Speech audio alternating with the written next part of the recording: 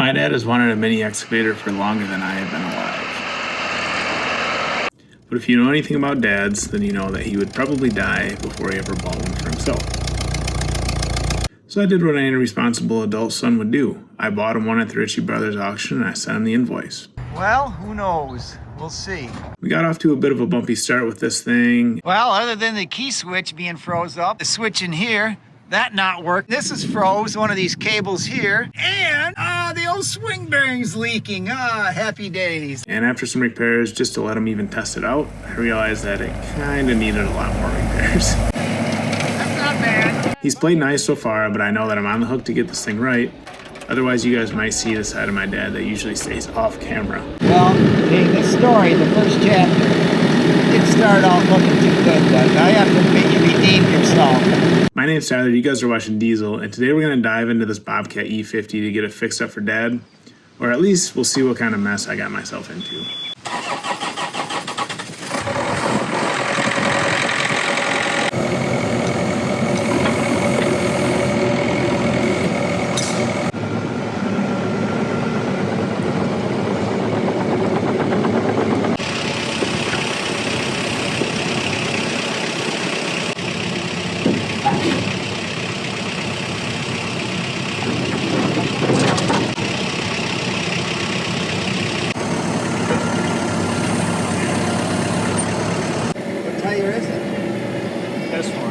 Wow, all of them are getting replaced. Shut the door. We're gonna shut the door. All right.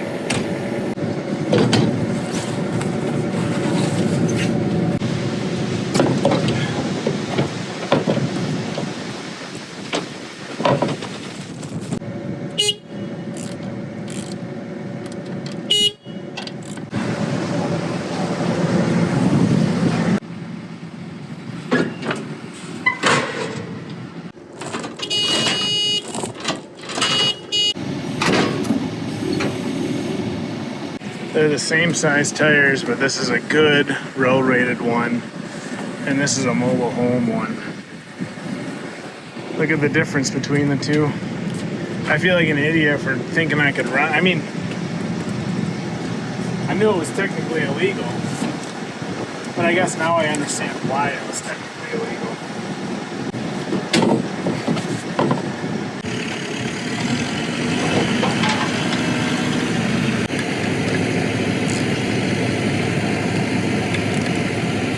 Hey, guess what time of year it is, Luke?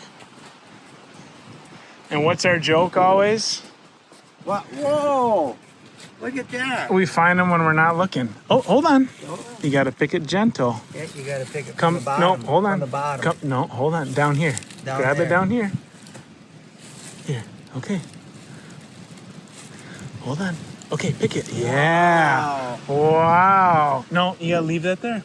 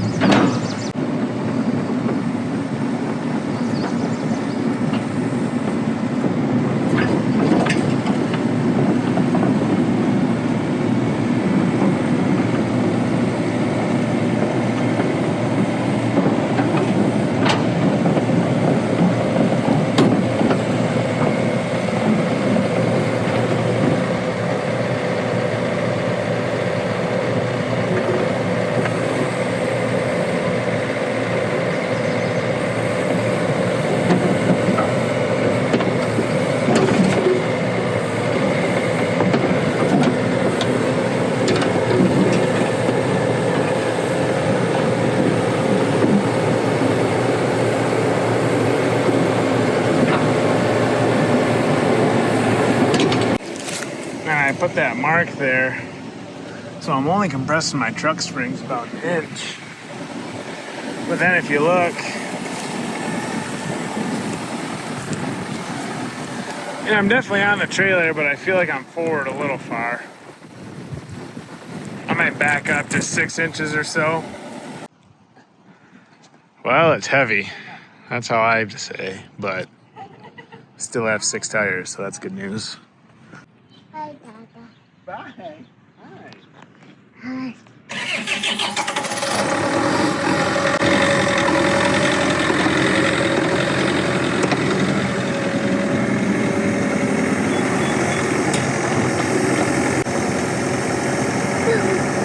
Hold on. You gotta wait back here, okay?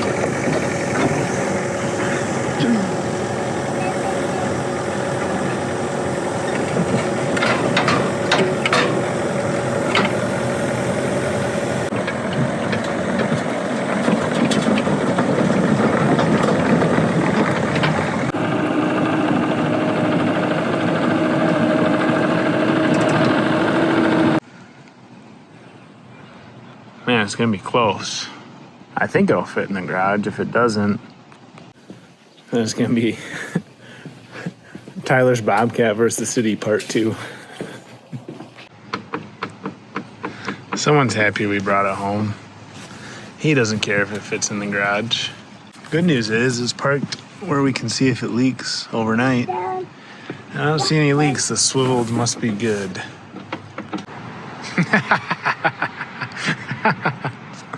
Oh man, that's amazing. I hit my head when I got out, but and dang it, the wife is gonna be so pissed.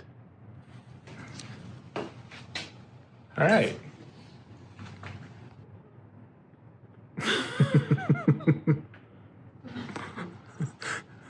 It fit? It fits good. It fits better than your Jeep. She said. What'd he say? He's missed you.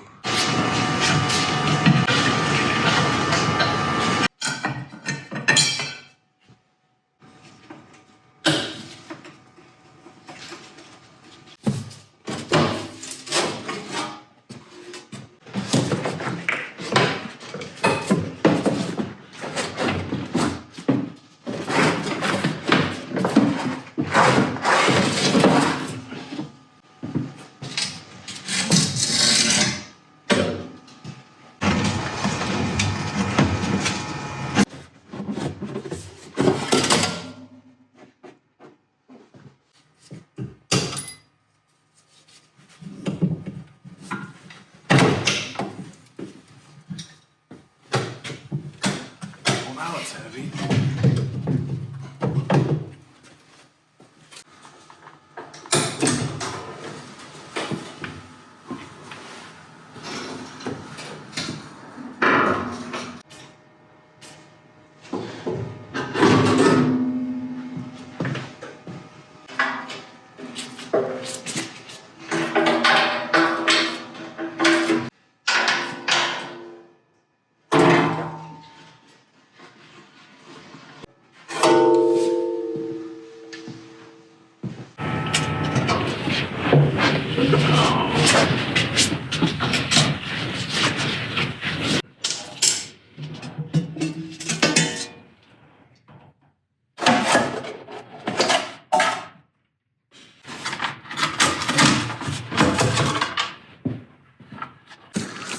These pilot controls are leaking decent, so I just want to see what's going on up here. If it's a line or if it's the O-rings and such up under here. Not sure. They feel good.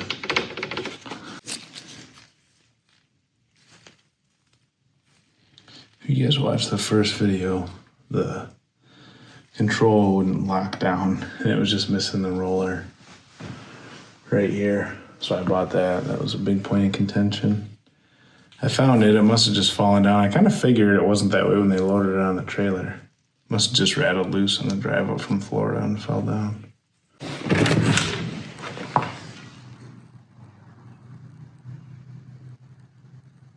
What? What's the matter? It's 6:30 in the morning. Can you go back to bed? No, we're not going inside because you're gonna wake Mama up. See?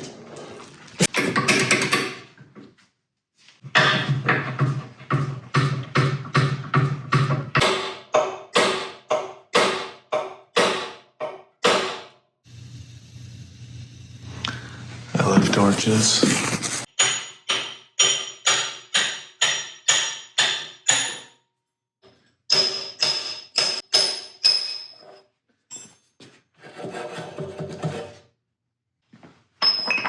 Awesome.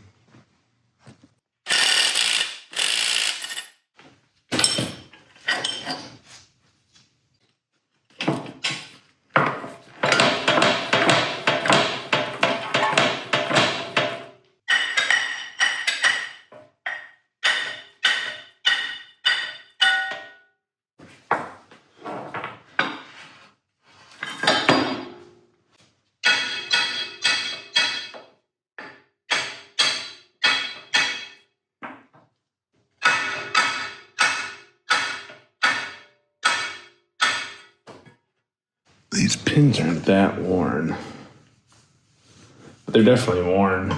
I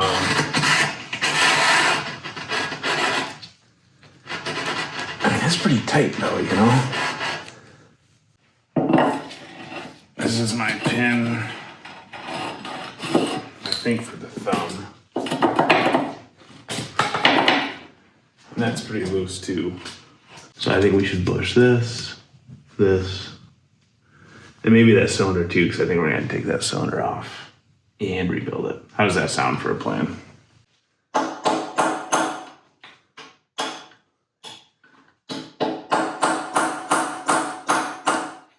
So I watched Clint do one, and he just like essentially just kind of scarfed that with a plasma cutter.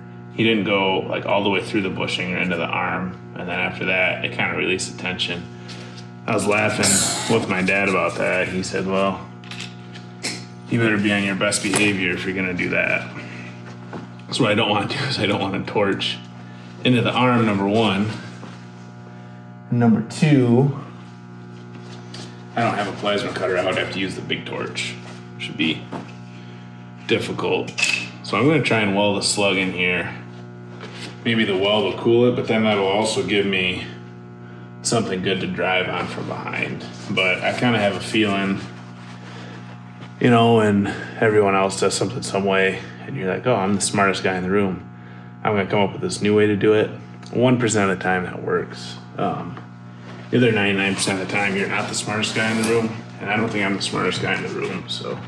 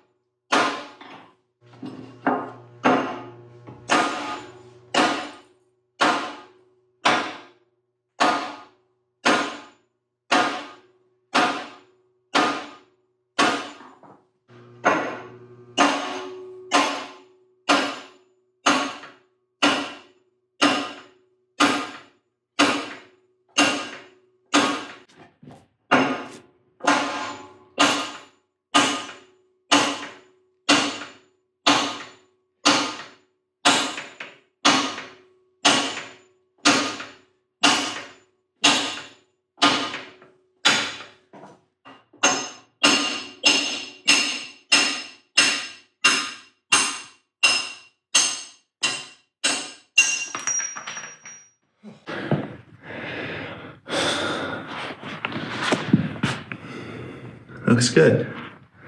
Cool. Well, yeah, I got some stuff done from 6 to 7:30, but now, guess what? That's probably it for the day. That's okay.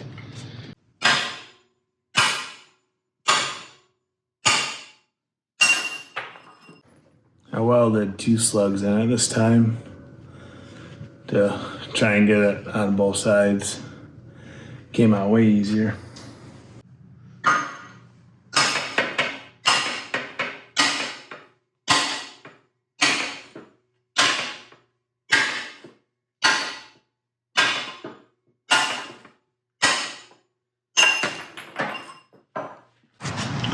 You want to put your headphones on?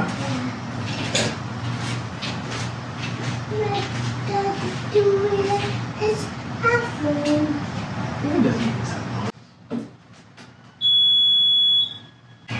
What do I now? I don't know. What do I now, Dada? Let's do now, Dada. Bad connection.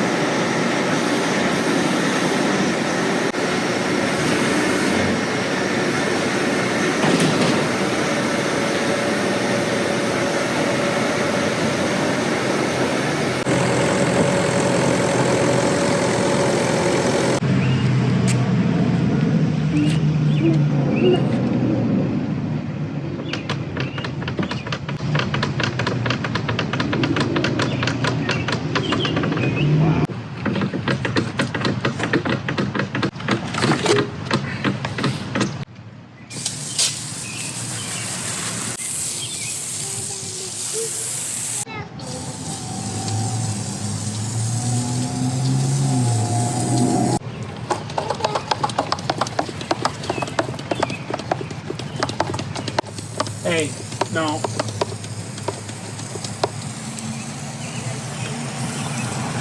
Whoa. Were you spraying Dada with a hose? Yeah.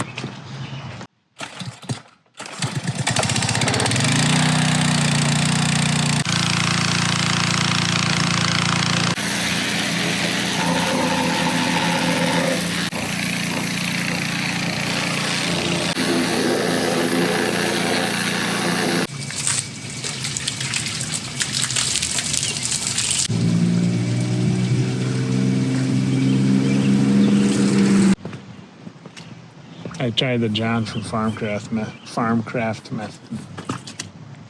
Just go to town with the power washer and then low pressure, high volume flush. Man, that's disgusting.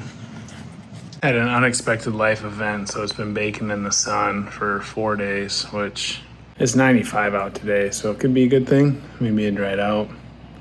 Can't really see how it'd be a bad thing, but came home today. I want to get in the garage before the city gets on my ass. Hopefully she starts up. Power washing didn't hurt it.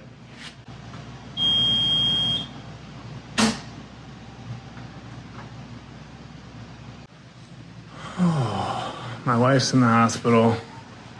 And now I got my dad's excavator sitting in my driveway. Dead.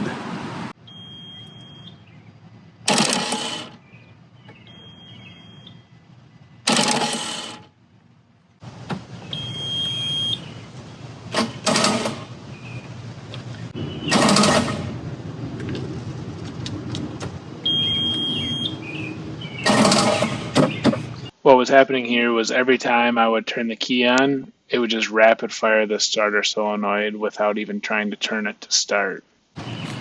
What a good day. Alright, well there is a God. Something smoked here though.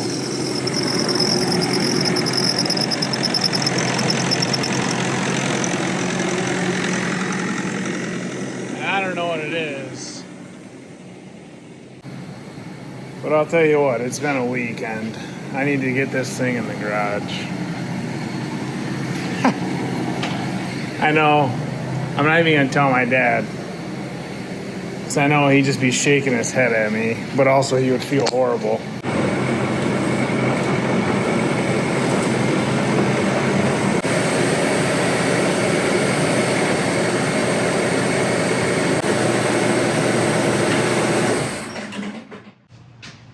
want to say, with electronics, that never works. So what is broken is broken. We just have to figure out what it is. I'm going back to the hospital. I'll see you guys on the other side. All right, so I'm thinking there's a short in the wiring harness here, or a component here, but when I jiggle things, it does what it's been doing. I don't really see anywhere that it's telling me it's not okay.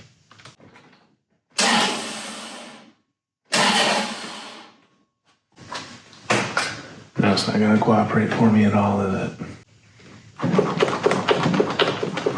I mean, I guess there's a scenario it was just wet still. The gremlins are out in full force on this one. I guess I'll stew on that. Electrically, I don't think there's anything wrong. I think if there is, it's something small. Usually in my experience, you can kind of rack your brain and waste all your time on it, or you can just live with it until the problems like that will always rear their ugly head. So if there's a problem, it'll come up and we'll fix it. If not, then I just got some water somewhere I probably shouldn't have. So if I walk the rest of the machine after the power wash, it's not terrible. So now what I like to see, where's it leaking? Big leak on the lift cylinder. So I got a rebuild kit coming for that. We'll have to see if we can use this head and this rod. This one's not dripping, but this one also leaks. I don't really see any other big leaks.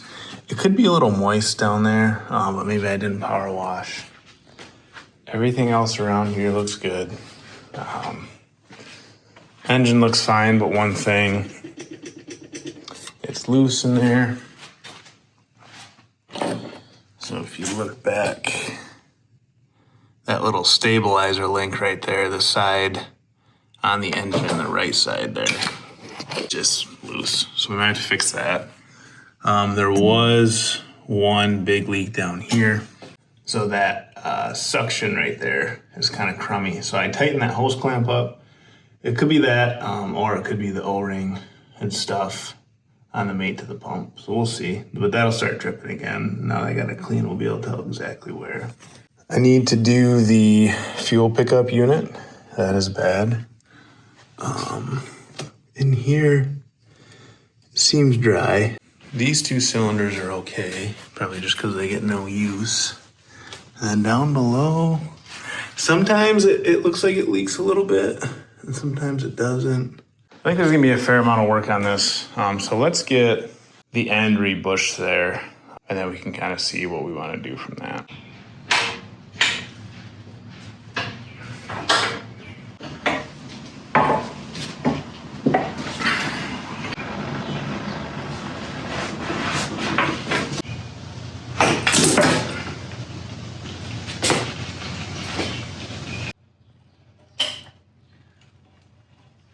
Look at that.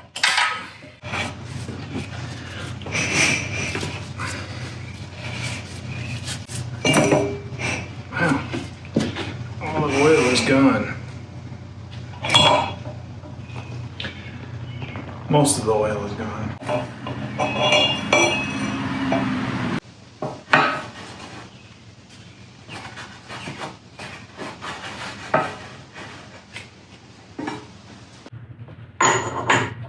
Ooh, I like that.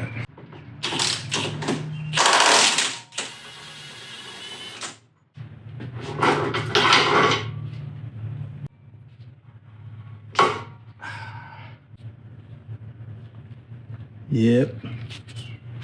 All right, so the bushings in the end are probably 100 a piece, plus I think 2 seals. This was just re-rotted at some point, and they did an okay job. You can tell by the weld down there. So the factory Bobcat ones are just friction welded. They did an okay job. It's almost a little short though, because like that's where it goes into. There's some pretty good gouges in there already. So I'm kind of tempted to buy a new rod, but let me see how much it is. Because I'm thinking our rod was 300 And if I got 200 bushings, it's not even worth it. So let me get everything cleaned up and evaluate.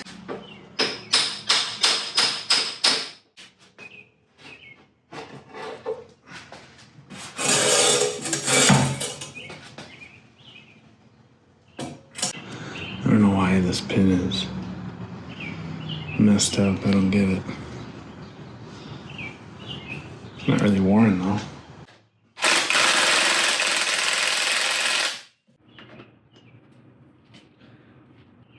Look at that.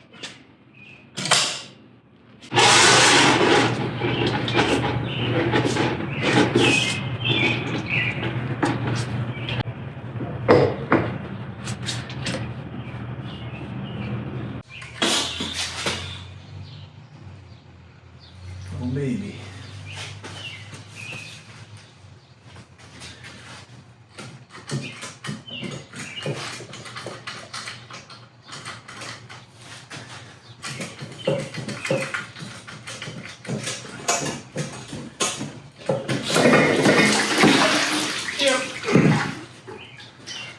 Let me show you my surprise face. Today's video is brought to you by Big Matt, the cleaner of all my messes. That one's a little heavier than the bucket cylinder. But the biggest thing is that rod. That's gonna cost me a few bucks. Oh, I know what I was gonna say. So I looked up the price for this rod. This one is, I'm gonna say 1.5 by 2 feet, let's say, right? Very simple rod. $900. And I guarantee you, I don't want to give into the conspiracies, but I guarantee you they're gouging you because that's the one that goes bad, because that's the one that's easy abused, right? Clearly, we're not doing that. We're gonna get that re-rotted or chromed or something. That's ridiculous. Guess how much this rod is? Probably 2 inch by 3 feet. $630. So it's not a material thing. It's not cost of manufacturing. It's literally whatever I feel like it is today. Same thing with that bucket curl cylinder. See, if you look, the chrome's compromised right there. And I really think this cylinder can run up to there. So we're getting stuff behind our wiper seal, and then that's getting in that main gland, and it's just messing everything up. So I think when I have them remake them, or if I remake them, I might have them make the rods a 1/2 inch longer. And yeah, that might change the dynamics a little bit, but the problem is, if you look how Bobcat does it, all their cylinders, or if you buy a new rod, there's a friction weld. It welds right there, big fat one.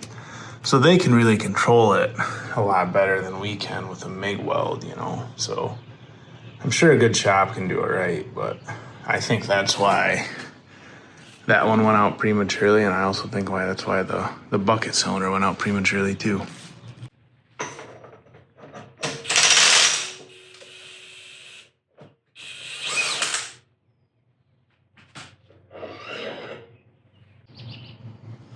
Yeah, look at that. Look at the junk behind there. Just gets behind the wiper seal, and I mean, it tears up the aluminum, it tears up everything. I'm taking that little wishbone out, and it honestly isn't bad because they welded the nuts on the backside, and then they give you that little cutout in both spots.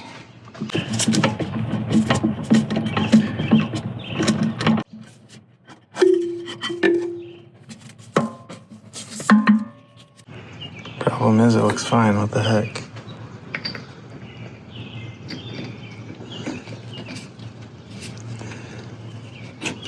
I guess she's a little worn right there. But I wonder, this bolt wasn't that tight. I wonder if it was just, yeah, see that? It was sliding back and forth. Huh. Well, if a new link's not too bad, I'll get a new one, but maybe I just really gotta make sure I get that tightened properly. Interesting. All right, so when I got into this, I said, oh, you know, the bushings aren't that worn out. That's awesome, because I won't have any line boring to do. I didn't want to open that can of worms, right? So I think it's supposed to be like 2.2 ID. So that goes right through, and this bore seems pretty square all the way through.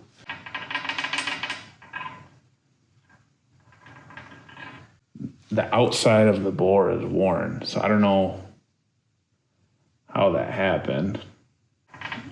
So that's 5 thou over. 10 thou over still fits in there, but see, it won't go anymore. So the back of the bore is fine, but right out here is just nasty. I don't know if someone just did a bad line bore job on that or what. Maybe I'll see, you know, there's always guys on Marketplace who'll do line boring. Maybe I'll see if I can get a price on something like that.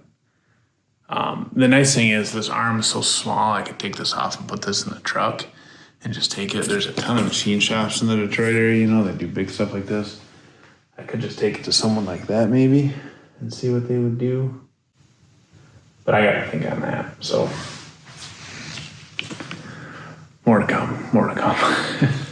So the saga goes on. So this cylinder, it's kind of funny, I was looking. So this cylinder, you can get a rod for $850 or you can just get the whole new cylinder for $850 from Bobcat.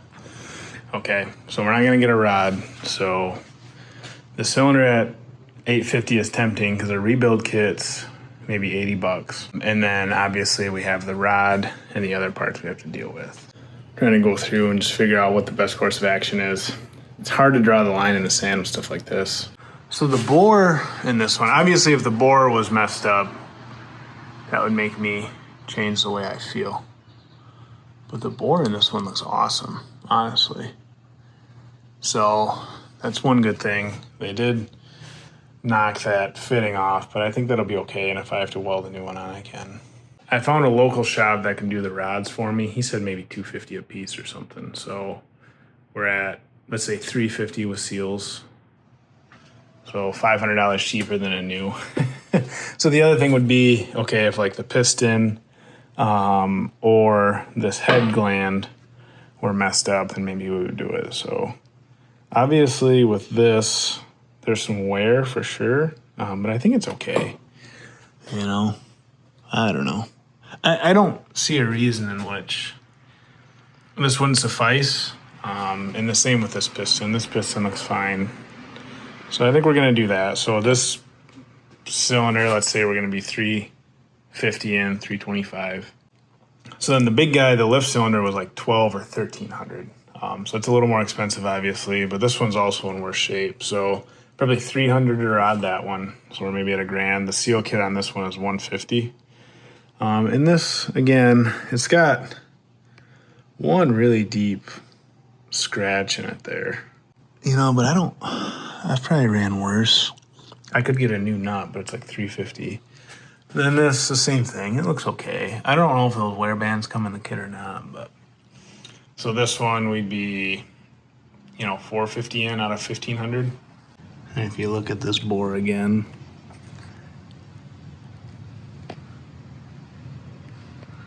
this bore also looks great.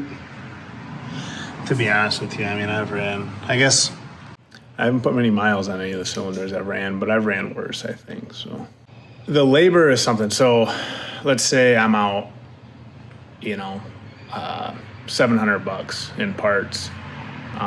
That's okay because I think with the cylinders the way they were, obviously the machine digs, right? It's just if it leaks and if it bothers you. So I've already got everything apart. I think I'm just gonna run them this way, put a couple bucks into them, and then like down the road, if the lift cylinder goes out and I end up having to get a new one, I'll just buy one. It's 2 pins and 2 hoses and we'll put it on. So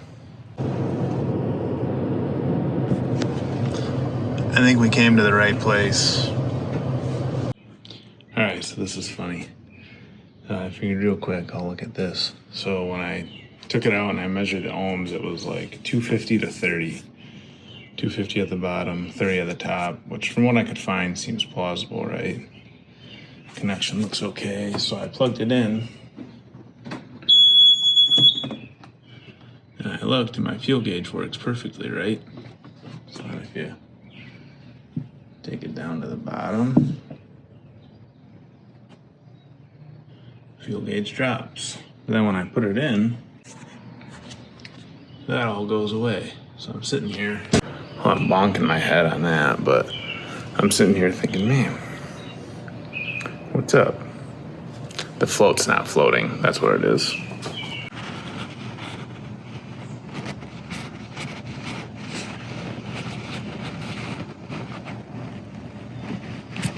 that right there? I think, at least. I don't know. I mean, I know it's not floating. See the bubbles come out. Drops like a rock. So I got my bushings here. I'm looking at the parts diagram, and I ordered by this. It says 2 wear bushings for number 3. I was hoping that was a kit, and it was 2, but of course they sent me 2, so I gotta order 2 more of those, and I only ordered 2 seals for this, so I gotta order 1, 2, 3, 4, 5, 6 more seals. But that's okay. We can push 2 of these in.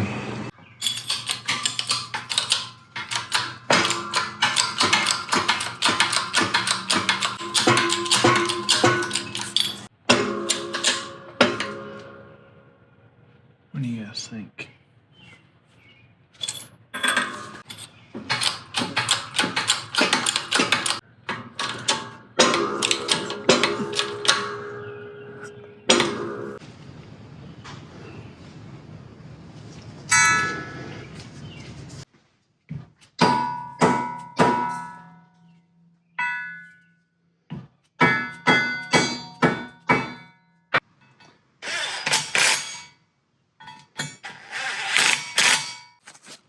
All right, I'll get the other parts and get this together. That looks pretty nice. So in the meantime, ooh, the pin's honestly pretty tight. Maybe it's in the bushing, the plate. It's absolutely nothing that needs to be replaced. It's just, I have an addiction while I'm in here. But I do see there's supposed to be grease seals there, and there's nothing, so let's knock that bushing out. So I cleaned up that side, but when your grease seals go, look what you get. You get a greasy mess.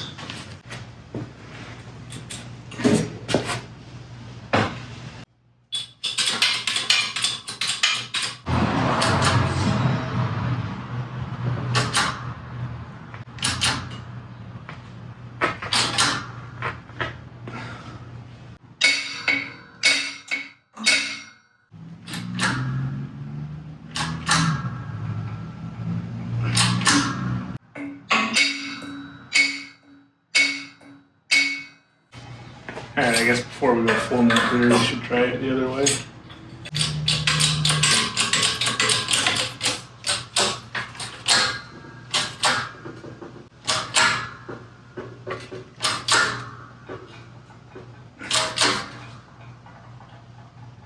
Oh, shoot.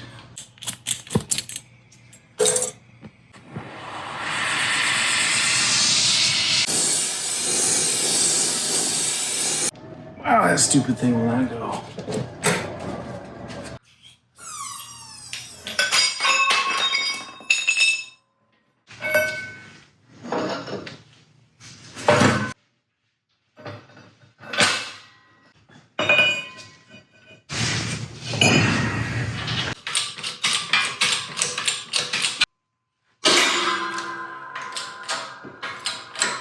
There we go.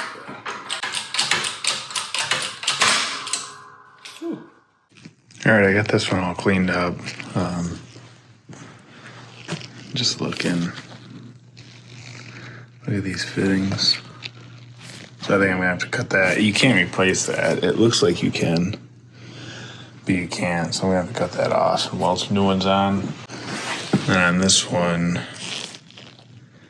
they just cut that off, or they cut the old one off, drilled and tapped the NPT. This is the adapter that was in there. This is toast too. Same goes for the other cylinder. Yeah, that one's bent in a little bit. This new fuel setting unit's a bit of a different design.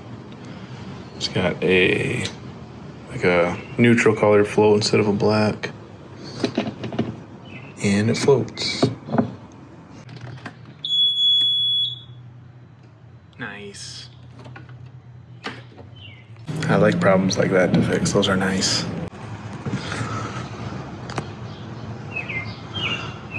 That's definitely a little slopped out right there.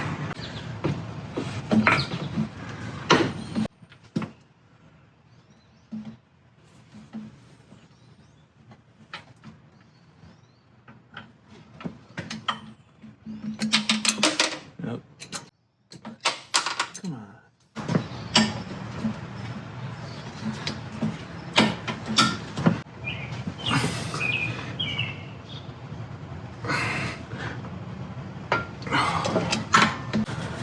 Oh yeah, much better. All right, so I just bought these little weld-on 3/8 NPT bungs from McMaster car. So we'll put that on there. And hopefully I can get it welded on.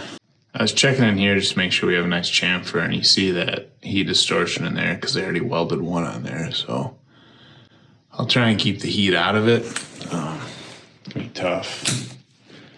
And then maybe we can check the, check if it warped at all after we're done. But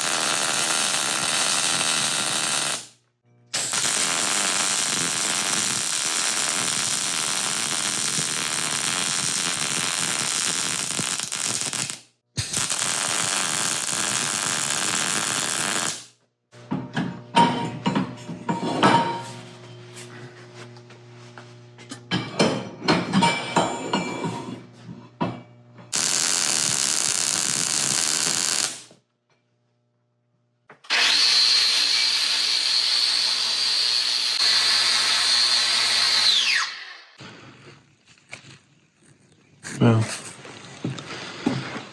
I'm no welder.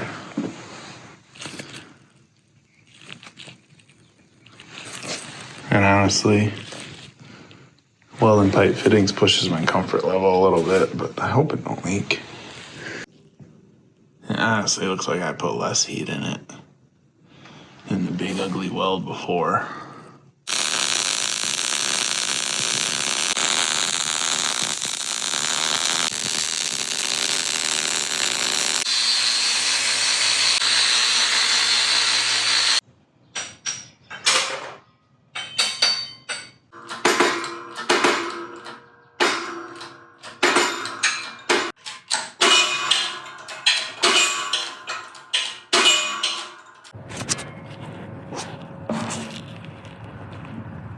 I got lucky, right on the money. All right, I think this, what the heck is this called? Not a rod, barrel. I think this barrel's done. Fortunately, that guy doesn't have a bushing, so I'm gonna get these cleaned up and basically get them ready for assembly. And then the rod should be done soon, so we can go pick those up and start putting the rod and all the seals together. So instead of paying someone to rework that arm, which I probably should have done, I decided I would invest in something I will never use. Just kidding. I got a small line boring setup. So, if you look around that line, there's all kinds of stuff. There's a lot of really nice stuff like what you would see on fire welding, Clint, cutting edge engineer use. That's line welding and boring. That's for maybe bigger bores, like big excavators. I just needed something for the 60 millimeter bore, number one. Number two, I didn't really want to spend like big money. So there's a company out in Chicago area that makes line boring setups for a mag base drill. So I know it's kind of popular. A lot of people do it. Maybe I could have made my own stuff, but honestly, I'm just so far into this and don't have the time. I figured let's just buy something professional. This is where the majority of the money is right here, is in your boring bar. So it's got slots for just a common lathe tooling, and then a set screw to hold it. This is a 1.25 inch bar, so obviously if I wanted to go up, I could. It'd just be new bags, a new bar. But like I said, this is a really small bore. I think I'll be good. I'm gonna clean this up and set this aside. And then after we get those cylinders done, obviously we can take a crack at this. All right, so when I talked to the gentleman at International Revere, he said they make a big plate for your mag drill that's made out of C-channel, but he said for your job, he said you probably don't need that, and it's just extra cost. And I said, yeah, that's okay. So he sent me this, but I just don't like where, like I don't have a place to put the mag drill on this. You know, I look at the pictures and I want what they have. They have this nice big C-channel mag drill would sit in there. They put the pillow block and some adjustment on the pillow block. And that's okay. I don't need all that stuff because I'm not going to use it that way right now. So, but I am going to make that channel. It should just be a couple holes quick. I don't know. You know, this line boring stuff, you always, no matter what you always get a kit or something, but it's still like field service, field repair. So you're always going to be fabbing and doing stuff regardless. So you just kind of need the boring bar, some ideas, the bearings, and your mag drill or whatever. You can kind of go from there.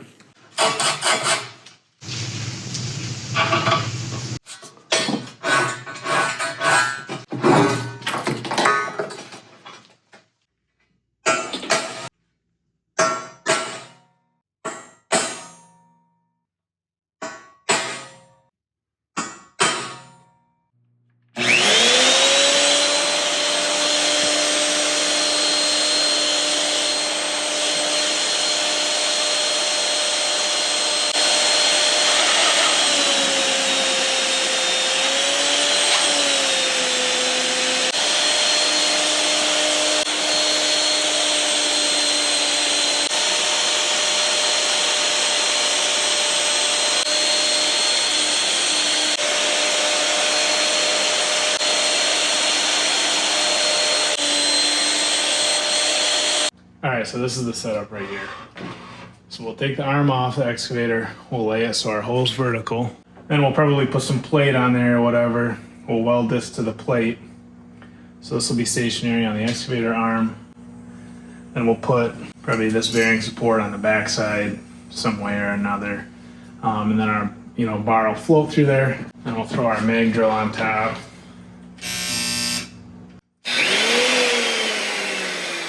We've got all these tool pockets. We can do our boring. I hope it works, but in order to get that arm off, like I said, I kind of need the hydraulics. I think I got this welding helmet when I was maybe 15, 16, which was probably, it was 14, 15 years ago, and I've never replaced these. So I just did finally. Oh my goodness. I can see, no wonder I couldn't weld before.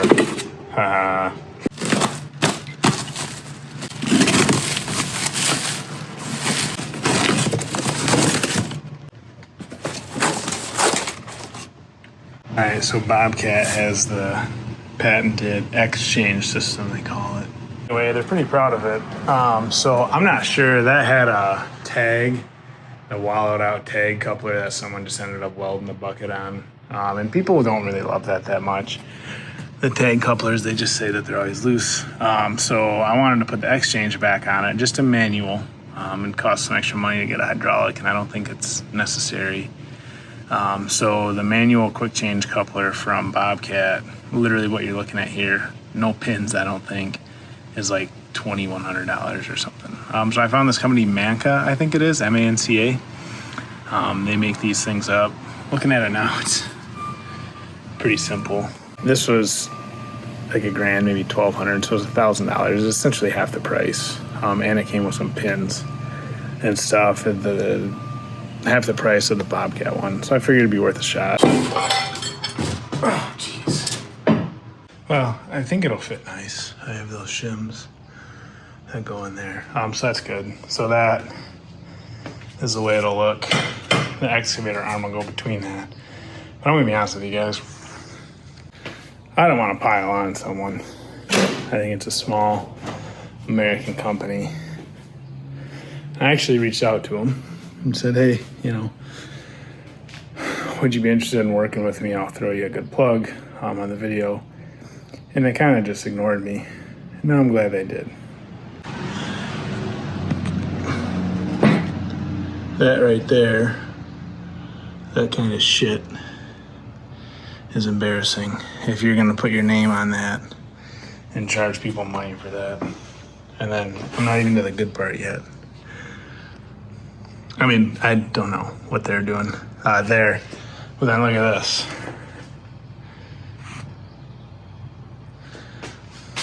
It's not square. The whole thing's got a lean to it. So maybe I'll reach out and see if they want to make it right. But I mean, like, I don't know if the plate wasn't burnt right or what, but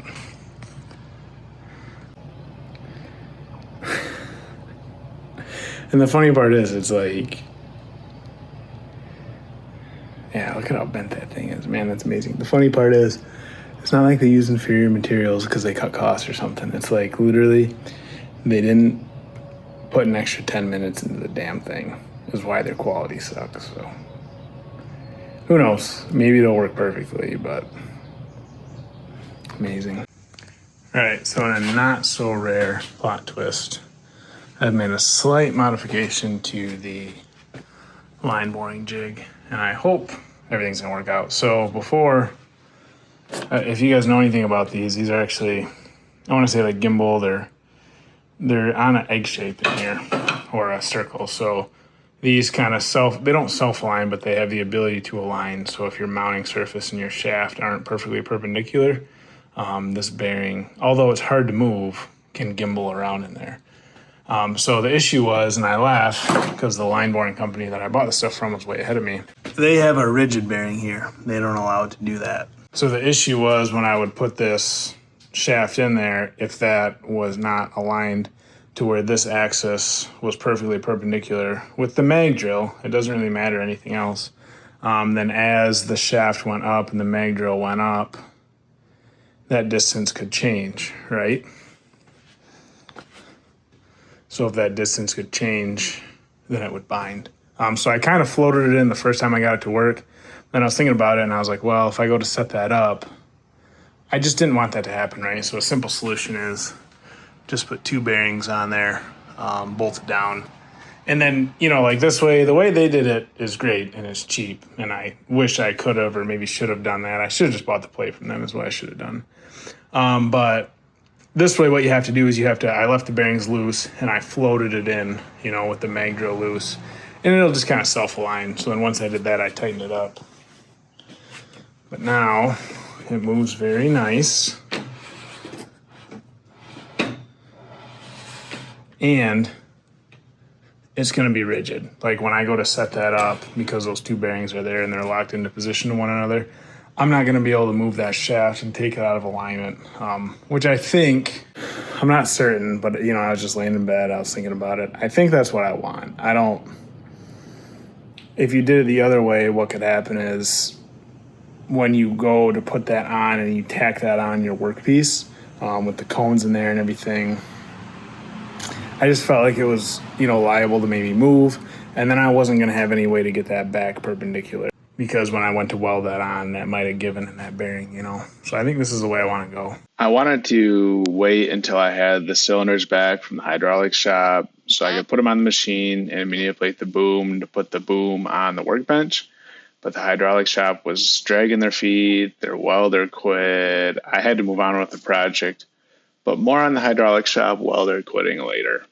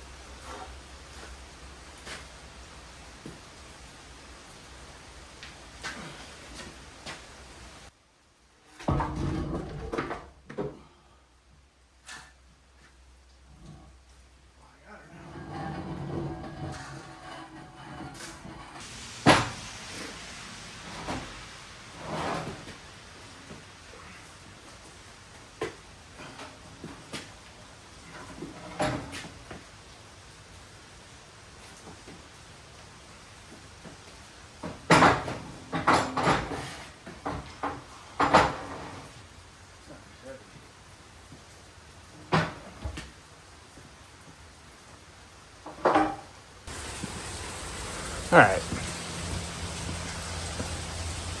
It's big but small at the same time. Now we can get started.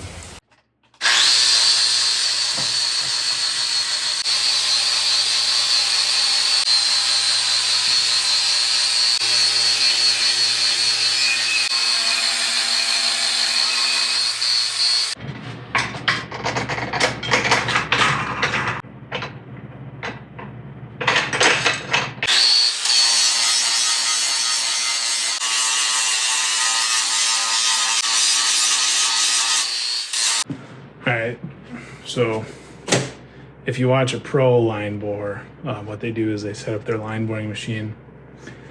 They make a cleanup pass, they call it, and then they'll get the line welder out. They'll weld it, and then they'll come back and bore it. So you never want to weld over like a galled surface, is what I have been told or read or learned or whatever. So I just ground that down. This out here, oops. This out here, that profile, you know, we kind of want. And then this on the inside obviously needs to be built up. So what I want to do is I want to get this ground down and welded up before I put on the brackets, because the way my setup is, I'd have to bore it or, you know, clean that up and take it off and put it back on and re-true it. So we'll just weld that right now. So I kind of want, it's 3 3/8 is the diameter.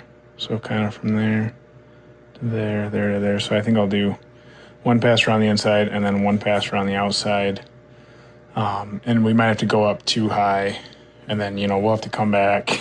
And I'm just kind of flying into this blind because I know it's going to be a pain in the butt, but I don't want to stop myself from doing it because of that. And we'll have to profile this and then put the profile for the O-ring. But I'm thinking just 2 passes by 2 passes high, probably.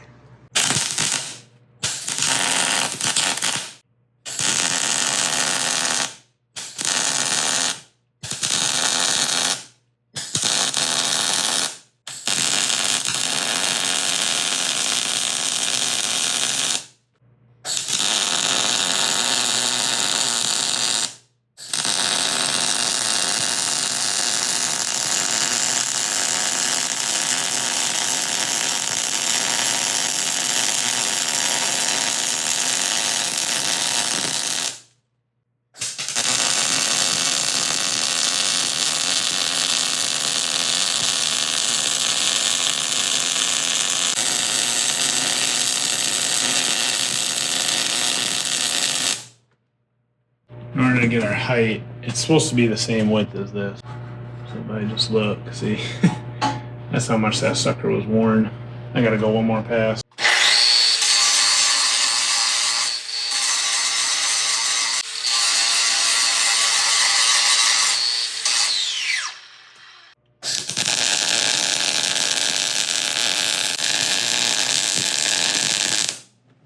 It's a good day when you turn the fan on.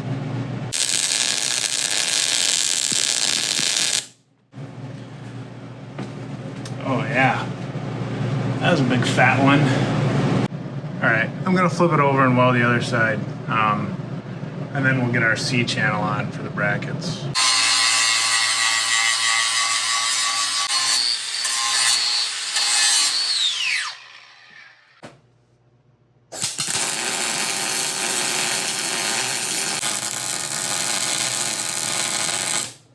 All right, so I got this one welded up. So now I'm gonna rough this out with the grinder because I need to kind of get that hole back to where it was, so that when we put our centering cone in there, it obviously doesn't, you know, like center it to my saggy weld right there, so.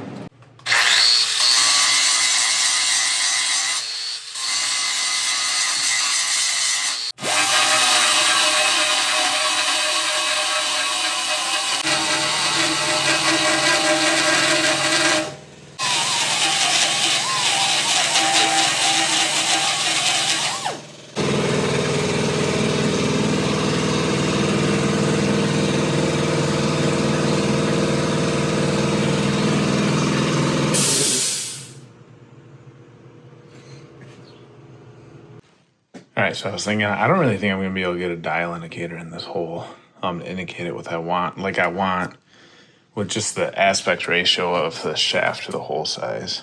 So I was thinking, how do I get, because you can see, I knew I was going to lose that. So I was thinking, how do I get it centered? But the bore down here is fine. So I said, oh. So I just tap my bushings back in.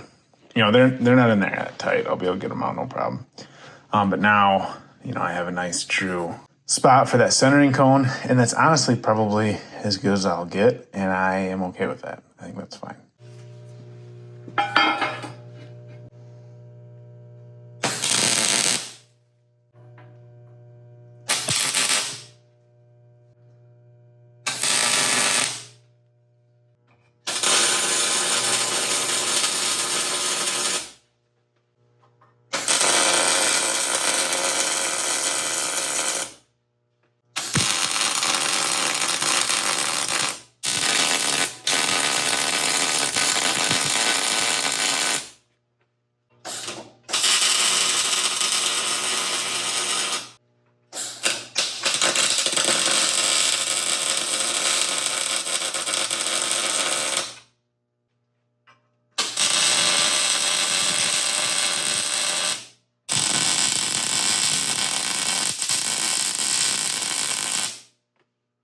So what that does for me,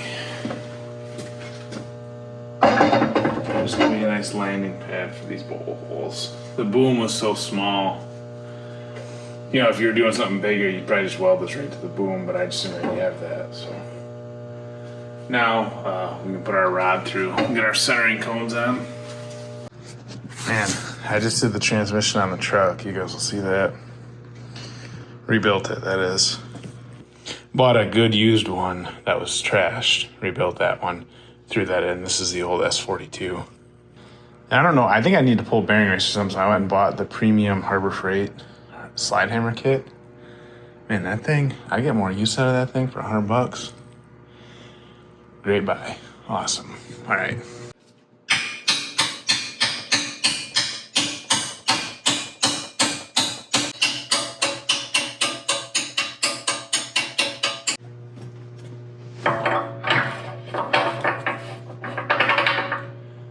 Make sure they're straight. You take your shaft, drop it on the cone, and you put a little backup in here.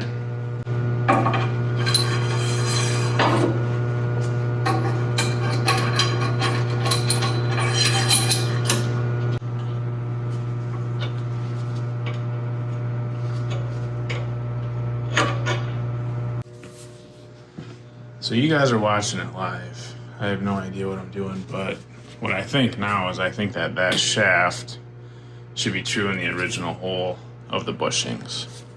Why do I think that? Because my bushings in my hole, and there was good meat at the bottom, so my bushings are good. And I've got those two tapered cones in there, and I've got them pushed together. So I believe we can put our bearing supports on next.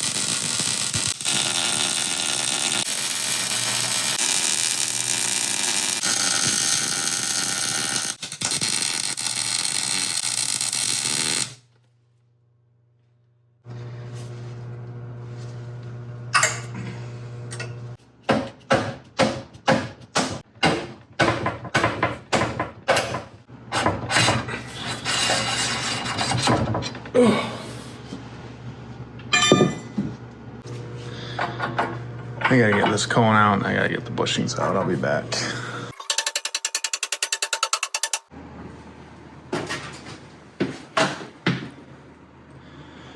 There's a boring bar in there on bearings, and I think it'll cut metal, so.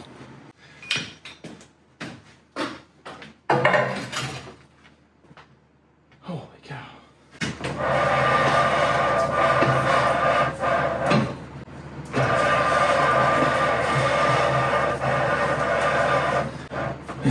half bad, does it?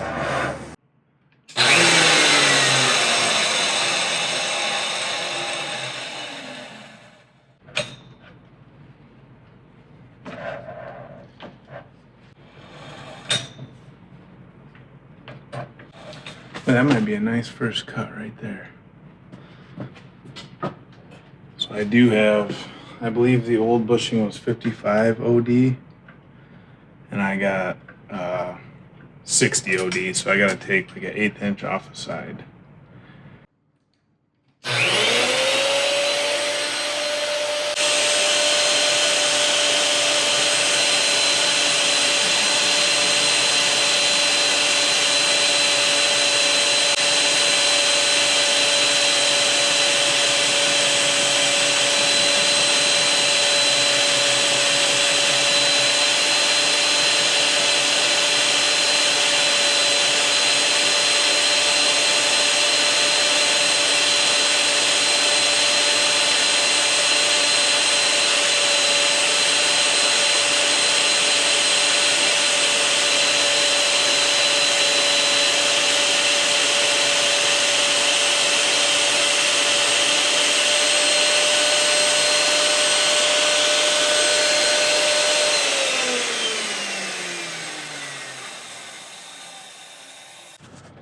Oh, just before we go too far in, but that honestly, yeah, I'm looking for kind of an equal cut. That's pretty good.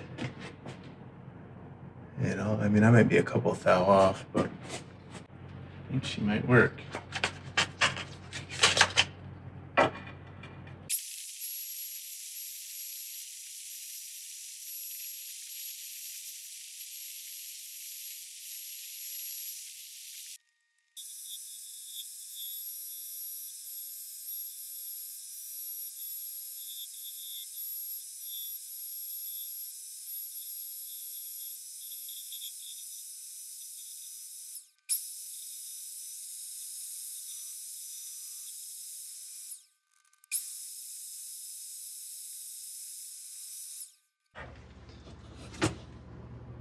Dang, set screw backed out on me.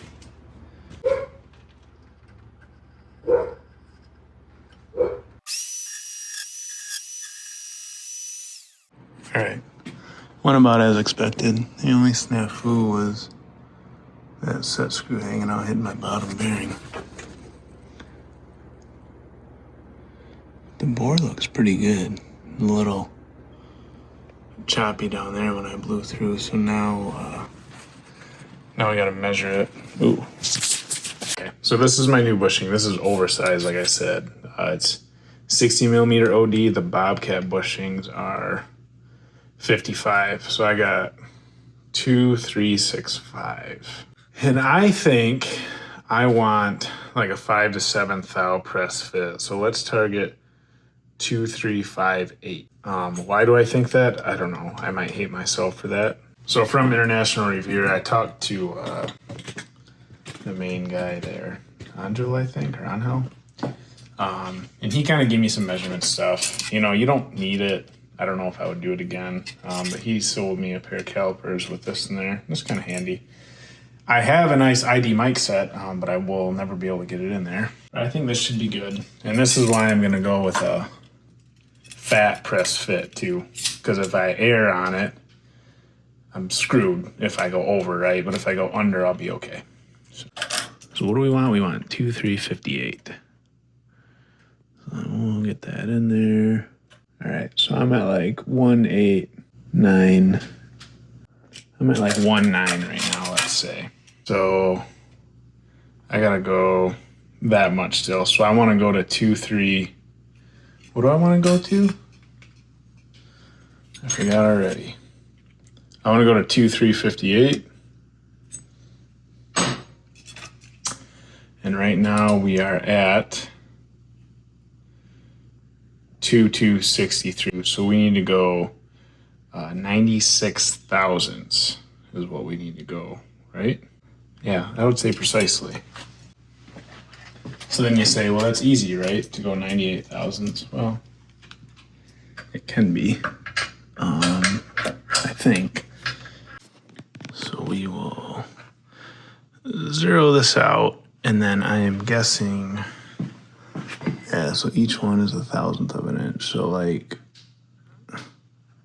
that would be 90 thou right there. But remember, diameter. So we are measuring the diameter. This is the radius the cutter is. So if I said we need to go 96, we actually need to go 45 plus 3, so 48.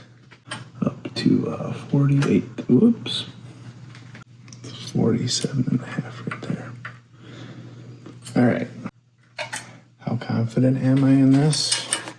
I'm pretty good. I think I'll take a little bit of meat. We'll check it. Okay, well, somehow I went the wrong way, so be right. All right, vertically, I've got a little extra meat, so I just want to take a little bite, and then we can come back and measure it.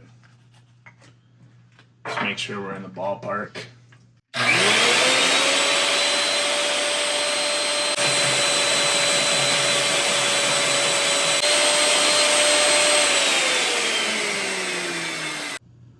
So we have 1,989, maybe. 2352, 2351. That's a lot of press fit, but I think I might go with that, and then I might come back and measure it with some mics somehow. So let me make this pass. Yeah, I got maybe 12 thou. Let me make this pass and we'll come back.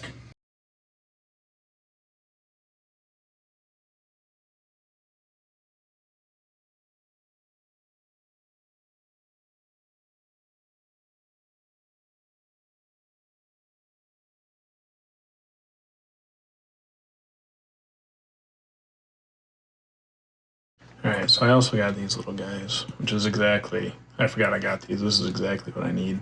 It's just got a spring in it, so squeeze it down, tighten that. You just snug that screw, put it in there, run it down, push it to the back, open it, tighten it. Take it out. Then we can measure it, and we've got 2355.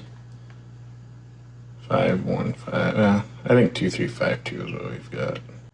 I have 2353, 2365. So I'm 12 thou under.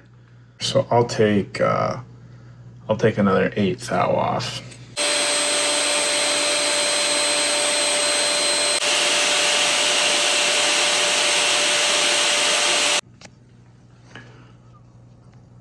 All right, that cleaned up real nice. I got like 23595, 2360, and this is 2365. So I got right what I wanted. Maybe about 5 thou. If it turns out, we got 4 bushings left to put in. If it turns out they don't want to go, then I can just flap disc it or hone it a little bit or something. But I kind of have a feeling 5 thou. You want it heavy because you don't want it banging around in there and loosening it up. So we'll see. So now we got to do the face, which is going to be fun.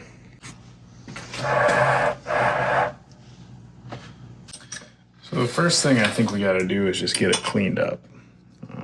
They make facing heads and all sorts of stuff for this. By they, I mean companies, not the place I bought this stuff from.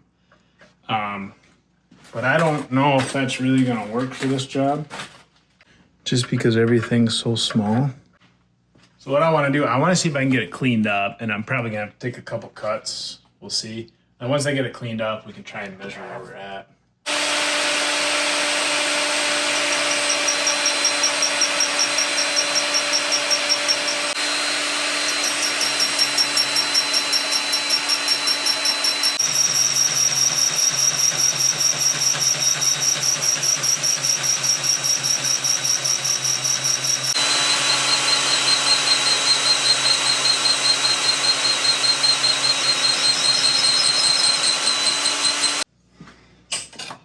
Once I get the first, wow, I got a lot of meat to go, dang it.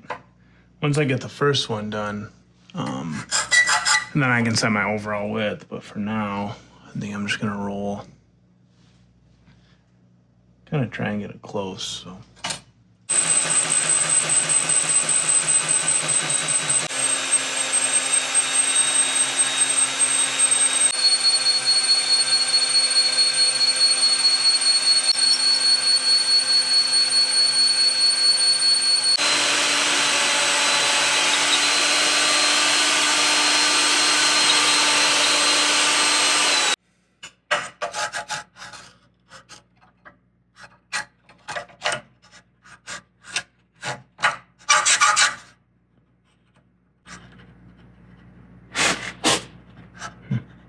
Yeah.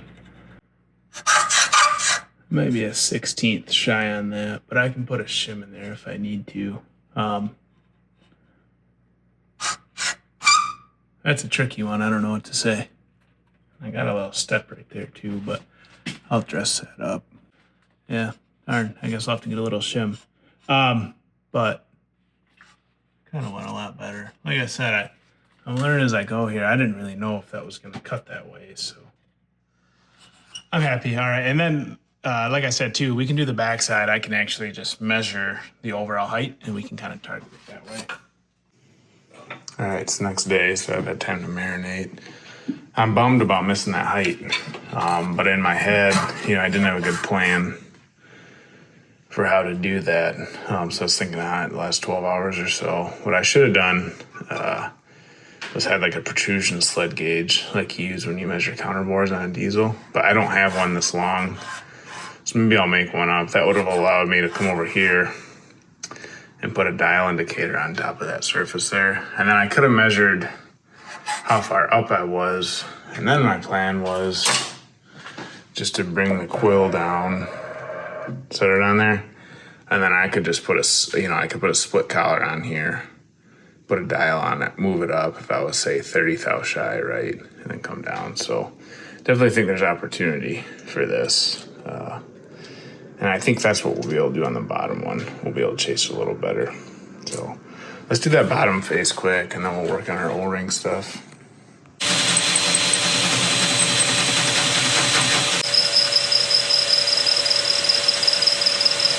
So right now I'm like 6.275 on the total thickness.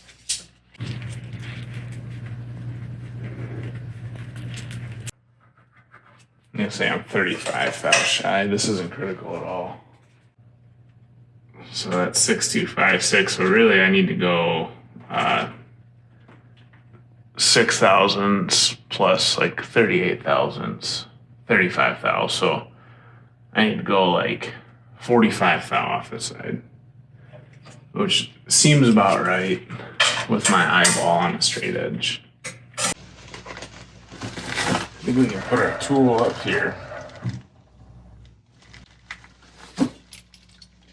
And we can put our split collar on down here. And I'll just pat it down off this bearing with 40 thousandths worth of shims.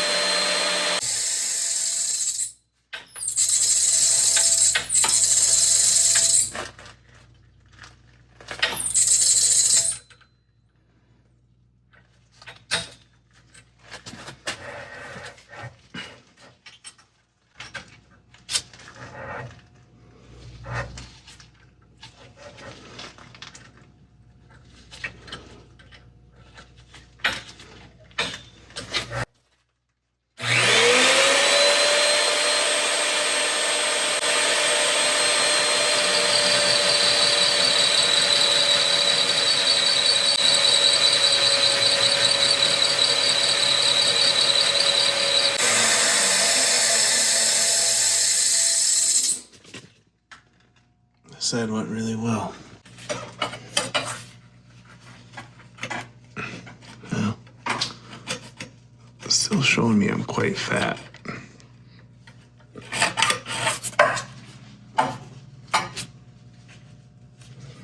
Why, I don't know.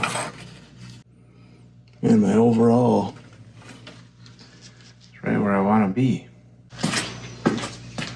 All right, I'm gonna noodle on that. I might take another cut, but now we can do our O-ring profile. Bear with me here.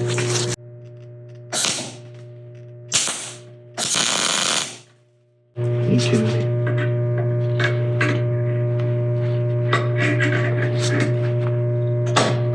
Yeah, I don't think that high-speed steel is the right one.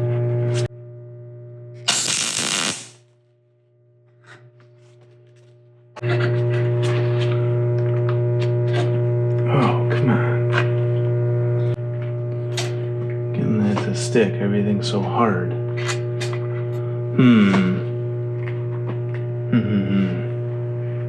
It'd be nice if I had a tool holder that would work nicely. But I couldn't find anything that anyone makes, you know, so maybe I need to make something, I guess. Maybe that is the key. Threw a chamfer on there too. You just use like a threading bit, so it's easy. So I gotta think about how I want to do that O-ring profile. I knew that was gonna be tough. I think what I need to do is just get, you know, perpendicular to the surface, that tool with the right radius for the O-ring, and I can just kind of plunge it down. My plan hasn't wavered on that. It's just one of those things where how do you get that in the boring bar right? So let me try and figure something out or make something up. We can go from there. All right, so maybe the best thing that I could come up with is an O-ring grooving tool. So this kind of has the profile we need. So I'm thinking it's a 3/8. I think we can just put it in there and bring it down while it spins. And it should at least give me enough. It's made for the it's a 1/4 inch, like a 250 cross-section O-ring. So it'll give us enough land. You know, in my head, I wanted to clean everything up really beautiful. There's probably going to be a little bit of weld left on there, but functionally, this will work just fine. All right, so if you do your math, I want a 3 1/4 inch inside on my circle. And then, you know, you take that divided by 2 plus half of your shaft diameter. It's 2 1/4 from one side of the shaft to the groove. So. And it doesn't have to be perfect, it's just for a dust O-ring. But I like that right there.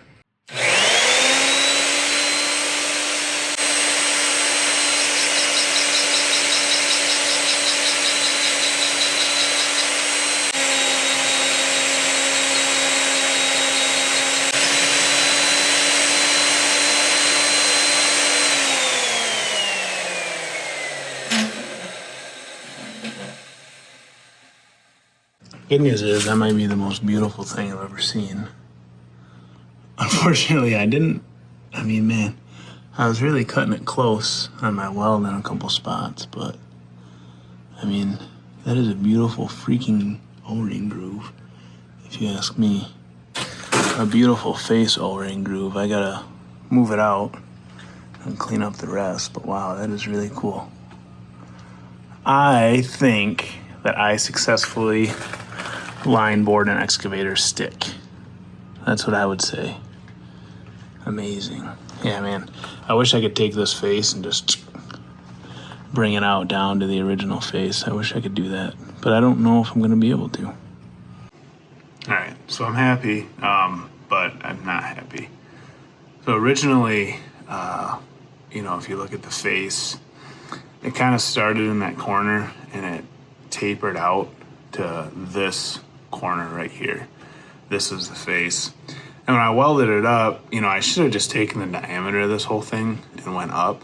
But I kind of just tapered the welds out because I thought I was going to recreate that angled face down there. You know, maybe that's a good view of it right there. However, I don't have, you know, I would need a special tool to machine that. And I don't have that, so that's why it looks like that. Number one. Number two, It's not critical. It literally is just for an O-ring. So like, if I machine this all the way out to here, right now if I put the O-ring on here, I'm just a little worried, like right in there, that's gonna cut my O-ring, you know?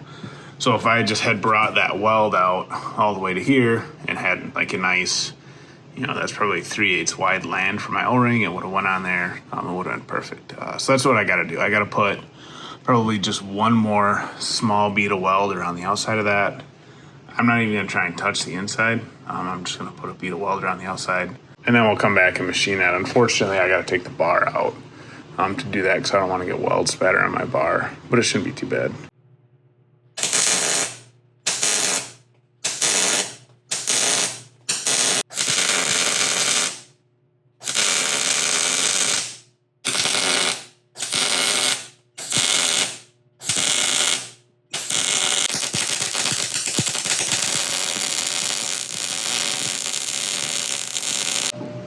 All right, I know it's ugly, but I put one pass on there and I was kind of on the fence of is that enough or is that not? I don't want to machine it, take it apart, weld it again. So I got a lot to take off, but at least I know I have enough material there now. So let me do the other side and then we'll set back up and machine it. All right, I got some, all right, I got some meat on there. Bottom, actually, they required a lot more. I was pretty far off on the bottom, so let's send her home.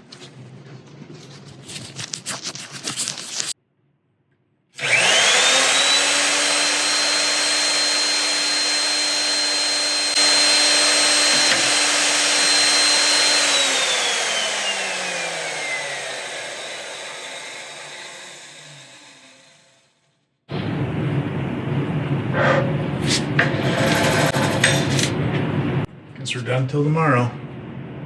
That is a super bummer. I was ready to send her home, as you can tell. No tool until UPS comes tomorrow, midday.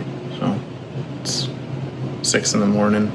I did order 2 this time though, and they're not cheap. It's like $60. All right, so this, we've all seen this before, but look how slopped out that is. So when you're running it, it just gives you a sloppy feeling. So there's just 2 plastic bushings in there that need to be replaced. Of course.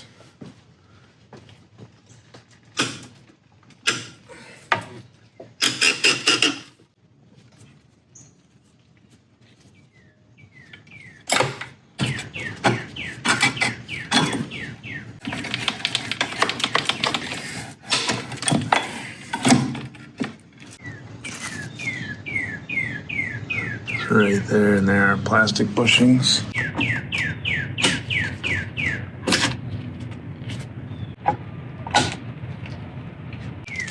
Alright, so I ordered 4 bolts and 2 bushings.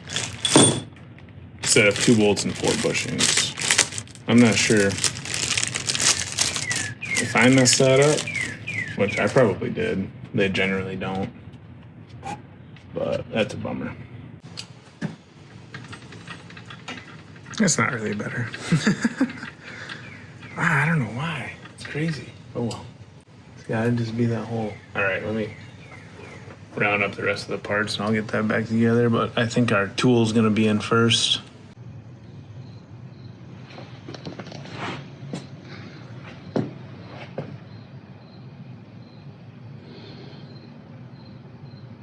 Looks great. It looks like they use 60 10s to weld that on, which is a super bold move, but I respect it. It's a pretty nice bead. So it was 300 or 600 for both of them. So I wouldn't say 300 a piece, but that's not bad. If I would have went, you know, the Bobcat route, it would have been 660 for the one big rod. So I definitely saved some money this way, but let's get it together. It shouldn't be too bad, I don't think.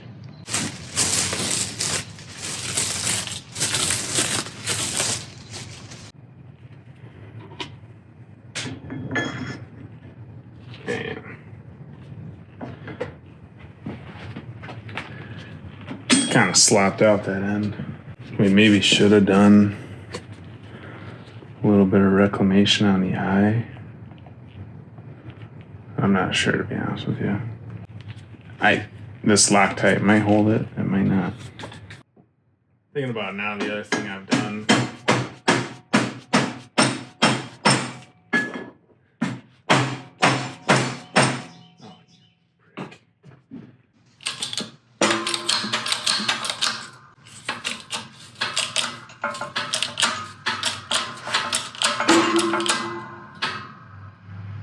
Well, that was fun. Anyways, you can tell it's a little sloppy. It's not quite the press fit it should be. So we'll run it, and then if I need to bore it out and put a bigger bushing in or weld it up and reclaim it, we will. But it's not really going to make a difference in how the machine runs. You just hate when that bushing's wallowing out in there.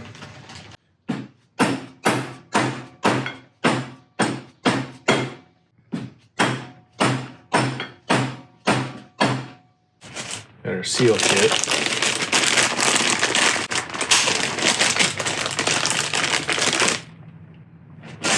There's your rod, piston. Which one's your wiper seal? And a backup ring. Yep. Just as I suspected. Clear as mud. And it was 8 years ago when I took these off, so. Yeah. This one we might have to heat. Stretch. They do give you in the manual, exactly how to do it. So if you look, your backup ring is always on your non-pressure side. Your O-ring's on your pressure side. Another pressure O-ring there. You got your wiper seal, and then you got to have that little tool to put your rod seal in. And it says, during installation, the spring side of the seal must be toward the inside of the cylinder.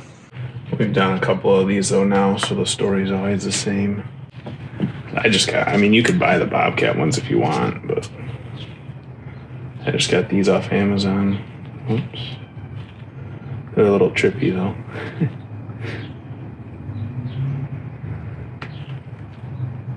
Oh.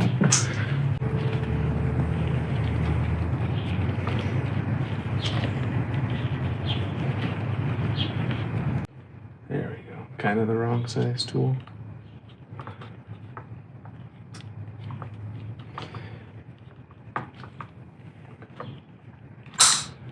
But usually once you get them, they go. Cool.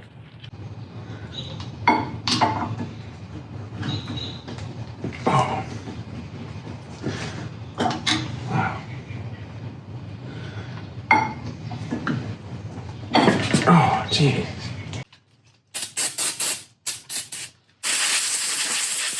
Alright, so you guys are gonna like this. So it says grease the piston where the nut contacts the piston. But it says do not get grease on the threads, like I just did.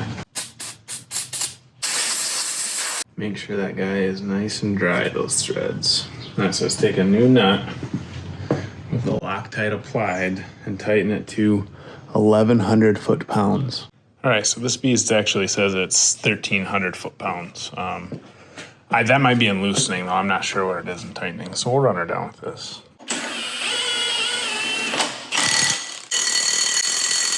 So now that it's been like 3 weeks, is the barrel still clean? Still looks good to me.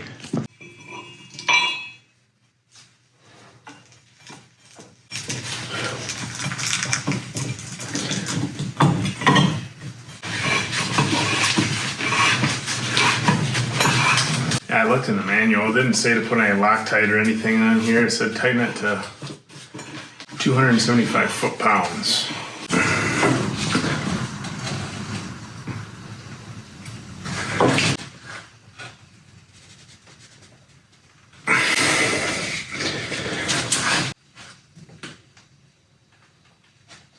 Okay. I'm not gonna push it. I'm very happy with that. And one thing I am happy with, I was concerned, if you guys remember, man, I'm out of breath. I think the old one, the weld and maybe the rod was a little short. And this junky rod where the weld was getting into the wiper seal. And then that was tearing up the wiper seal. And that was allowing stuff to go in and out. But this is bottomed out right here. So we are good there. So, all right. one more to do, the big one. I'm not really sure what was going on here, but I gotta clean this up.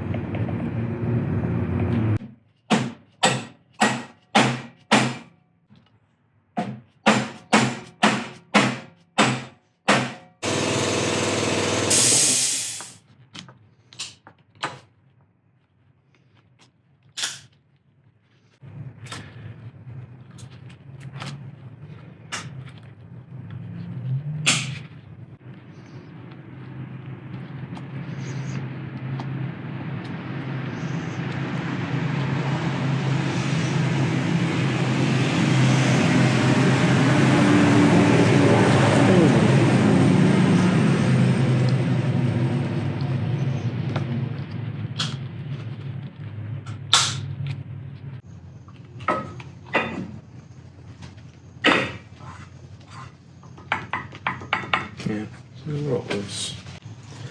so this, I don't know what this is for, to be quite honest with you.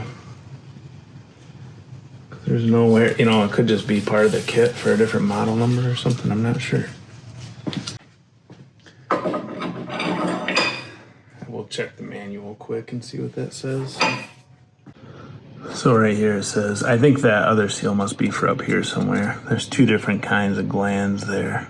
And it says it may contain one or the other. So we're gonna go with that one.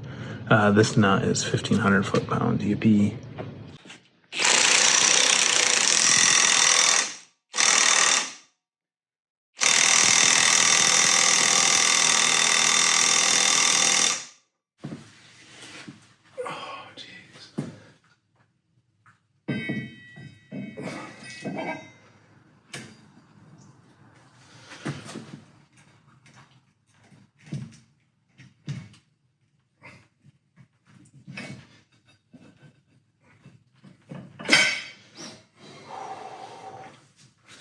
Oh, jeez.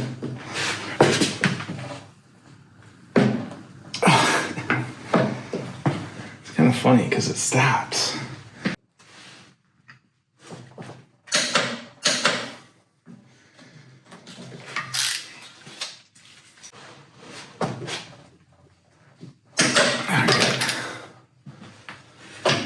That was 200 was the first click and 260 was the second click. I don't go to 275 on that wrench.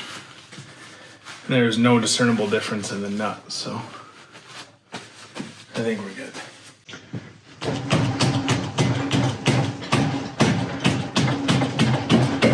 Oh yeah, that's nice.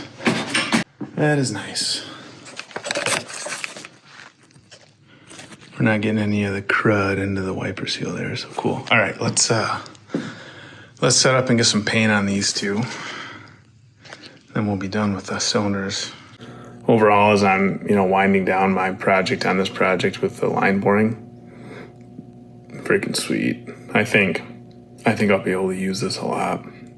I think it'll open up some opportunities, so I am happy. I am happy overall.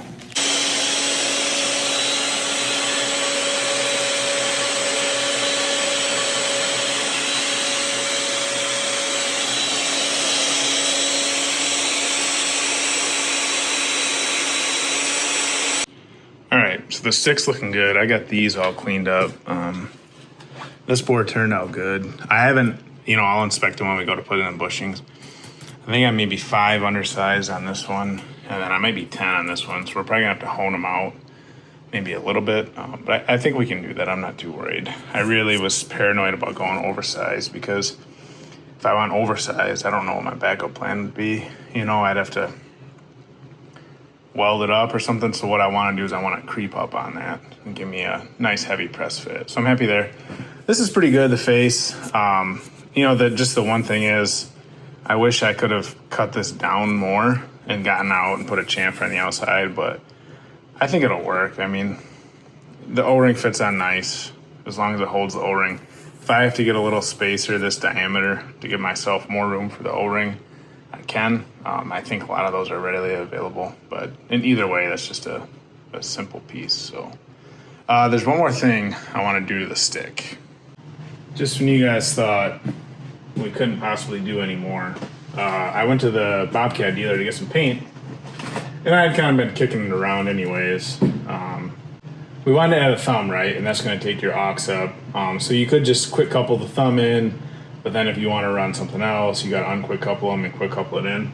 My dad does want to run a forestry mulcher on this, or like a mulching head, because he wants to trim around the ponds at the golf course. So I figured since we were in here, I'd take the time and set it up. It's kind of funny looking at these now. These valves are pretty big. But so what I want to do is I want to set it up so that we can essentially have our Bobcat quick couplers, or just our, standard quick couplers down here. Our fluid end will be up top here. And then these going out will be for the thumb. So then if you want to switch from thumb to your aux, you just get a wrench, you just come down here and switch it. You're not uncoupling your thumb all the time. So I want to mount that up here. So I'll put a picture up of what Bobcat does, but essentially Bobcat has like a little plate there for your quick couplers. Seems kind of odd. I hope you wouldn't bury that in the dirt. And then they put your valves, let's say, up here.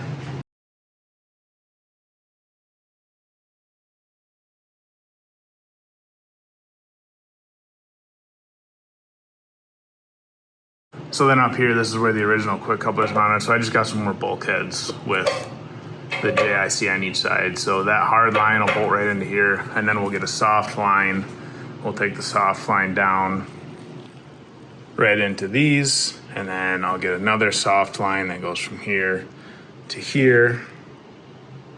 And then I already have the 2 soft lines. These 2 little guys will go just to the thumb cylinder. So I was kind of going back and forth, like, do I want to do this? But what I want to do is I want to throw some paint on the boom because it's flaking and stuff. And I was like, well, I better get all my welding done on the boom before I paint it. So what's another month on this project, right?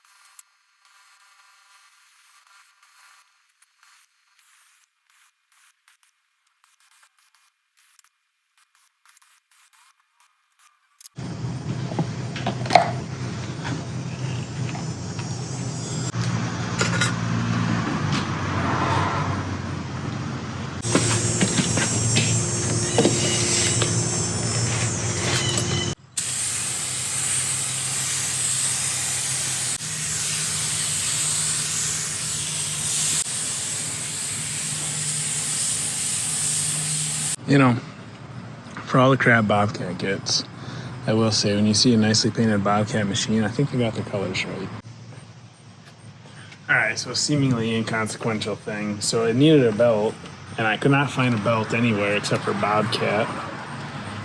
So I got the same number. It says in the manual it's a special type of belt that doesn't require a tensioner or maintenance. So you put it on here. but it is absolutely ridiculously tight. I'm jamming the alternator way up here to get it on, and I still can't get it on. You guys are just donated to the cause then. So then,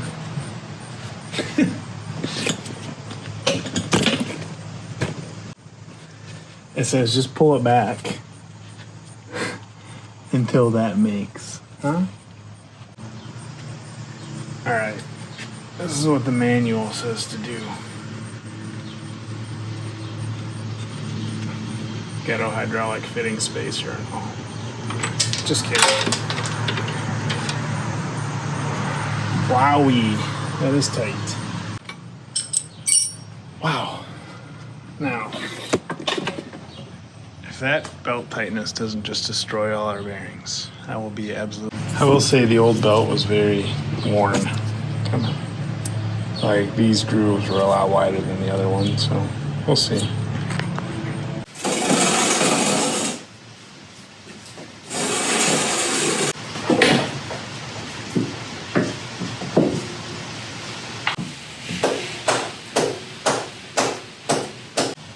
I've been trying to put my finger on why some of these pins look so weird.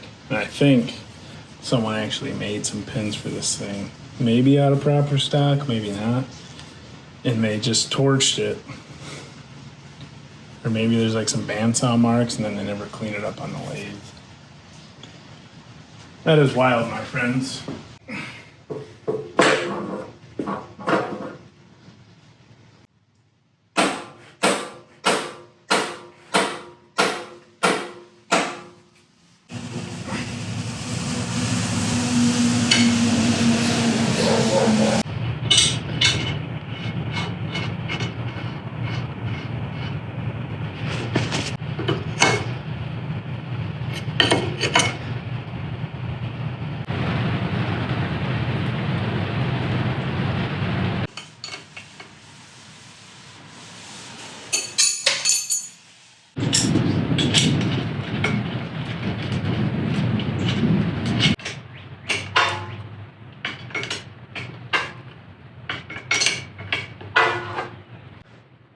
Alright, I gotta get a couple MA bolts and then a tube clamp for that one.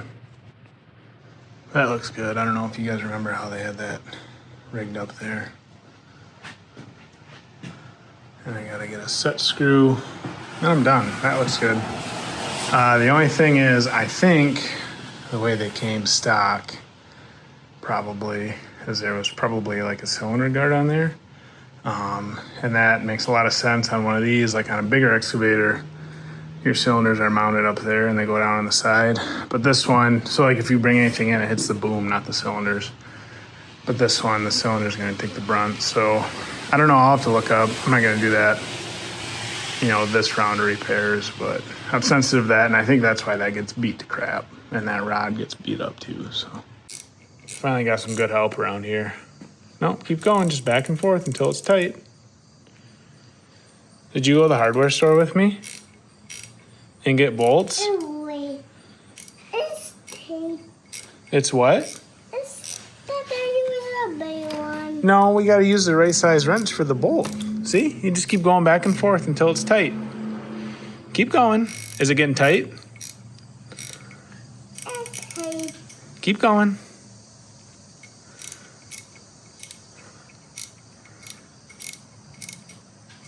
Wow. It's tape. Is it? Yeah. No, you gotta keep going more. Keep going.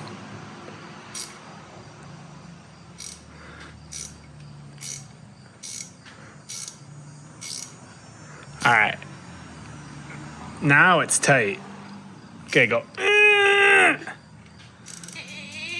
Good job. Oh, someone, I got a lot to unpack here. Someone in the first video we did on this said, man, that looks like an ex-Sunbelt machine. And I didn't catch it at the time of the auction. But as soon as he said that, I realized it. You know, you can see stuff like that all over on the machine. A little bit of green on the plastic.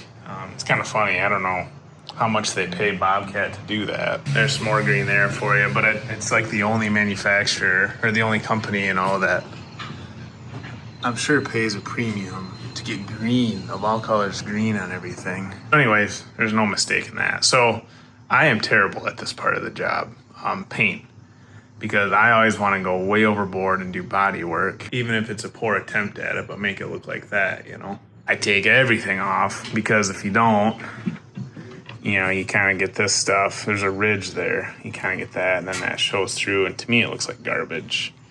And I think, you know, like I watch Clint and those guys, they paint machines every day. I don't think they put as many man hours into that stuff as I do. So if anyone can tell me what I should do here, sandblaster would be great. Boom didn't look bad, but you can just tell like on this one, I'd love to do this one too, but I gotta stop. You know, you just start to get that base coat flaking off, and then it rusts, and then, you know, if you're just to come in and touch that up, then it looks like that, and the base coat keeps flaking off. So I don't know, I'm at a loss. Watching Scrappy on his trailer, he had a nice sandblasting setup. I would love to do that, but I'm probably just a couple years away from that, of having a shop with a setup and stuff like that. So I'm doing needle scaling and wire wheeling, which is terrible. So I don't know, like, do you take it all down to the bare metal? That's my question to you guys. Do you take it all down to the bare metal, sandblast it? If that's the only option, then that kind of stinks for me. I bet someone around here would have charged me $250 to sandblast the stick. You know, when you're already into a project like this, like $250, another $250, like that stuff starts adding up, right, on a $35,000 machine. So what do I do? But anyways, now I got all the nooks and crannies and hard stuff done. So I really just have this face here, which I'll just get the sander out, the whirly out, and that'll come off, and then the same thing here. So that's that, and then we'll paint that. I'm waiting on our brackets for our left side of the stick here so we can set up our hydraulic auxes and valves and stuff. But the other thing I did was I finished these up. So this is my Uncle Virgil's Lufkin, made in Saginaw, Michigan. See that? And my dad let me borrow it, so that means he's never getting it back. So I went oversized on these boards, if you remember. See the beautiful finish I got from that line board he set up? Just kidding. So I went oversized on it, and then it's just a press fit bushing, so you don't, you know, like if you're doing cylinder walls for a piston or something, you'd have to be kind of picky, but in my opinion, you don't have to be super picky on this. So what do? I mean, you could hone it out. You just get one of these if you're me, and you just kind of go to town on it. It's just, you get something really close in diameter, and then you don't really have to fight it that much, you know, because it's very forgiving. It's almost like a hone, because when you push on it, you're hitting on like a huge contact surface, where if you had a small one, you know, you'd be putting divots in it, it'd be oblong. So it's really forgiving, really easy. So you do that until, I think I'm up one. Yeah. 361. And it kind of goes through, but I don't, you know, one thing I'm really paranoid about on this, I think I'd rather, and I say this now, I think I'd rather fight myself on the press fit going in than I would make it easy for me. Because if I make it easy for myself and that press fit isn't very tight, then every time that moves, that bushing's going to want to wallow in there. So I want that sucker locked in there. Ask me when I'm pushing the bushings in. But so I got all this detailed up, honed out to size. So honestly, let's get those brackets on the stick, and then we can get this guy painted up and get it back on. Just one thing back on the paint. I feel like some guys might just feather it out. I'm not really sure, you know, like if you were doing this and you had, you know, flakes and stuff like that, you'd kind of just sand that out. You wouldn't remove everything. But is that a bad job? Is that going to make it look like it did before? I don't know. Let me know. I hate this part.